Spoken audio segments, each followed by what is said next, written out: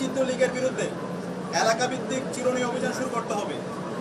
নিষিদ্ধ ঘোষিত সংগঠনের বিভিন্ন স্তরের সকল সন্ত্রাসীদেরকে গ্রেপ্তার করতে হবে। আমাদের এক নম্বর দাবি, আমাদের ভাই উসমান হাদির উপর প্রত্যক্ষ হামলাকারী, পরিকল্পনাকারী ও সহায়তাকারী সকল সন্ত্রাসীদেরকে গ্রেপ্তার করতে হবে। গোয়েন্দা সংস্থা সহ রাষ্ট্রের সকল সংশ্লিষ্ট অর্গানকে জবাবদিহির আওতায় নিয়ে আসতে হবে এবং যাদের গাফিলতি প্রমাণিত হবে তাদের বিচারের একই সঙ্গে যারা এই হামলাকে সমর্থন জুগিয়েছে, হাদি ভাই এবং জোড়াই বিপ্লবীদের হত্যাযজ্ঞ করে তুলেছে, সেই কালচারাল ফেসিস্টদেরকে সামাজিকভাবে বয়কট করতে হবে। এইসব ব্যবস্থা অনতিবিলম্বে দৃশ্যমান করতে হবে।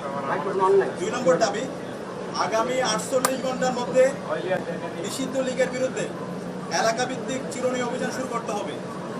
নিষিদ্ধ ঘোষিত সংগঠনের বিভিন্ন স্তরের সকল সন্ত্রাসীদেরকে গ্রেপ্তার করতে হবে এবং সব ধরনের অবৈধ অস্ত্র উদ্ধার করতে হবে। এ বিষয়ে সরকারের অবহেলা আমরা সহ্য করব না।